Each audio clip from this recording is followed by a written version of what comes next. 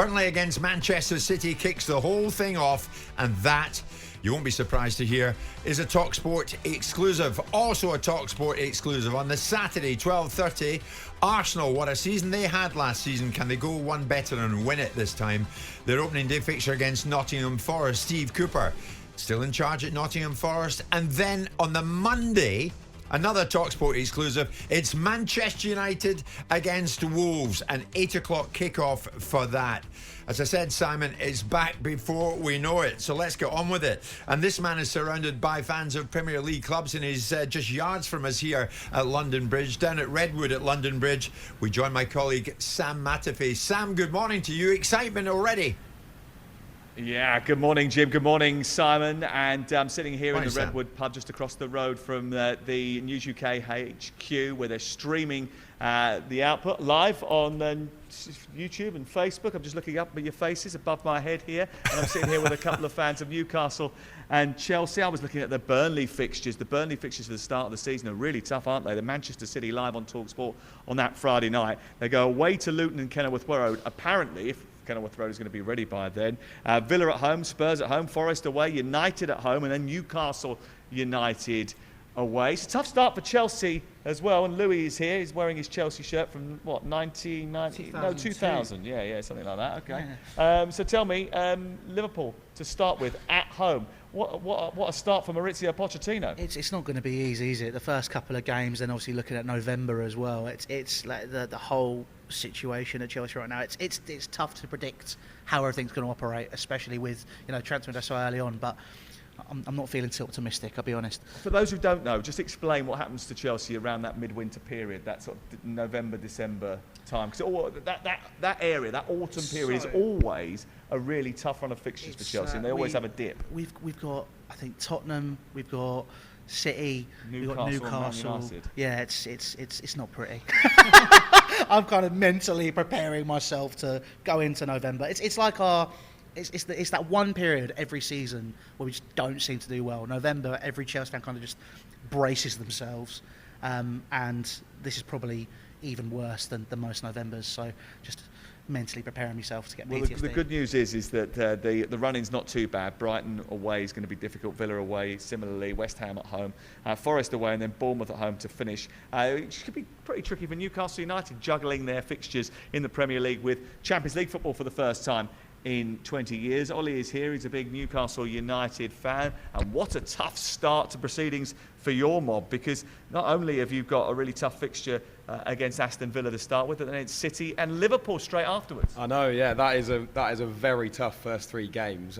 Especially, I mean, I think Villa away last season was probably one of our hardest games, lost 3-0. Oh, you got absolutely battered on the lunchtime fixture, didn't you? Really, really tough game. Live on talkSPORT that game. It was, yeah, I remember very much. City away as well. I mean, that's lost there last season as well. And then Liverpool beat us at St James's Park. So it's going to be tough, but I'd rather have those games early on, get them out of the way, and I'm glad that two of them are at home as well. We're so much better at St James's Park, I would say. Made it into a bit of a fortress last season. One other game I picked out, though, was Spurs at home, 13th of April. See if we can get 6 in 20 minutes this time, yeah. Cheeky. How are you going to be able to negotiate the Champions League and the Premier League this season? You've got the squad to do it. I don't think they've got the squad at the moment. Obviously, they've got the funds hopefully in the summer, but the reports are saying that maybe they're not going to spend as much as we hope. That approach has worked so far, but that was when the squad maybe didn't need as much depth as it does now. So I'm hoping they do bring in more players than we're expecting, but it is a bit of a worry because I think we were quite lucky with injuries last season as well.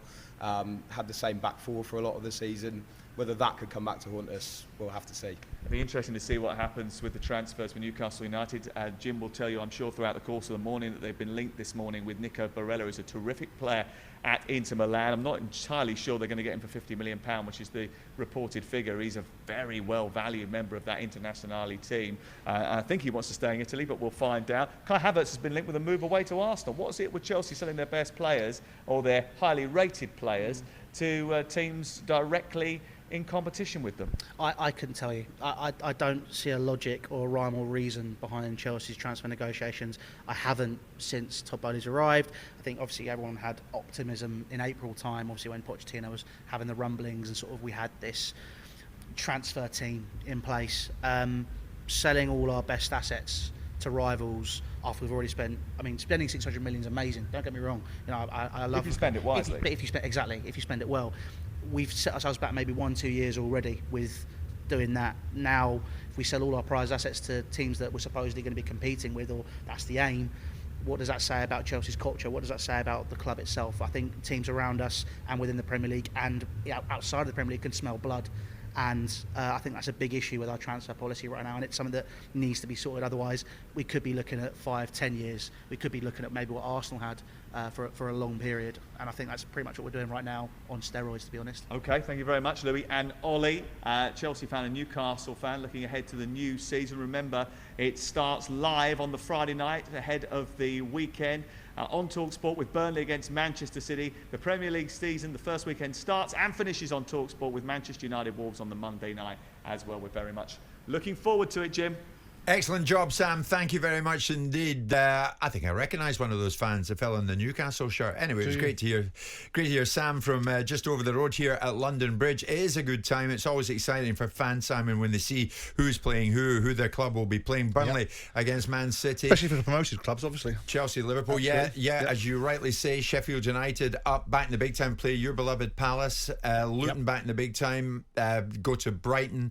Tottenham go to Brentford. Marvellous. Arsenal, Nottingham Forest, Manchester United, Wolves. Simon, when you were at the top of the house at Palace, I mean, was it a time that you there was a bunch of anticipation around you and the people you worked with? Like, right, we're back in the big time. Who are we going to get? Day one. Of course. When you get promoted, it is always something that you're excited about, especially if you're going into the Premier League, because you have all these desires to be there in the first place, and you recognise that the Premier League is where all the stardust is. And so, you know, you go there with all the excitement of being promoted, and then you get the fixtures, which is the next natural extension. We, on our first game in the Premier League, got to play Norwich away. You got promoted with us, so some of the shine come off. But I do remember going to Carrow Road and going, blimey, what's happened here? This is a different Carrow Road. It's had gold dust painted all over it, because it looks just completely alive with the Premier League feel and substance behind it. So yeah, two times of the year I think were the most exciting are the fixture list at the beginning of the season and the FA Cup third round draw. Yeah, terrific. I mean, it really gets you thinking, you know, it's not that long from now. Friday, August the 11th, a talkSPORT exclusive. Burnley, Vincent Kompany driving them forward against the club that he used to play for with distinction, Manchester City, the champions. I love the twist in that. Steve Cooper. Now, we hope to have Steve Cooper on this very show in the coming days, of course, after he's had talks with Marinakis at Nottingham Forest. Forest up against Arsenal. That's at the Emirates. That's on Saturday. Villa's a brilliant game, because Newcastle Villa's a cracker. The runners and riders, because the perception is that Villa are going to have a right go. The perception are that Newcastle will do something similar, and they've obviously got into the top four, and that looks like a battle of those that could be potentially creating further disruption amongst the established elite. Yeah. Pochettino and Chelsea at home to Liverpool. I mean, what a belter. Absolutely. You'd want that, Simon. Get them early. Get them early, absolutely. Both sides have got a lot to prove. Liverpool are going to have to prove that they can reboot and recalibrate, and that Klopp can get them going again after a disappointing season. Don't be under any illusion. Liverpool's season was a really disappointing season on a variety of fronts. It may have got glossed over a little bit at the end, and they may have retained a degree of respectability. But let's be clear, Liverpool really need a re-energising. You've got McAllister going there. A few other signings will no doubt land in the space. We're going to see what Chelsea are going to do, and we're going to see what Pochettino's going to do. But I think that's a brilliant first game. Yeah. Chelsea get straight amongst the mix. If they get a win against Liverpool, the narrative will suddenly change about Chelsea, and people go, hang on a second. Are they coming again? That's right. Beating Liverpool in the first game of the season? That's right. So Chelsea, will Kai Havertz still be there? Big talk about Arsenal and Newcastle when they go in against Aston Villa. Will Nicolo Barella be part of the Newcastle setup? Because we understand they're pushing to sign Inter Milan midfielder Nicolo Barella, who of course tried and failed to win the Champions League with Inter Milan against Manchester City. More than 110 exclusive Premier League commentaries this season on talkSPORT on Fridays, on Saturdays, on Mondays. You will not miss a trick. And it all starts on the Friday night, August the 11th, Burnley against Manchester City. Jim White and Simon Jordan. Monday to Friday mornings from 10 on AM, on DAB, via the talkSPORT app and on your smart speaker. talkSPORT.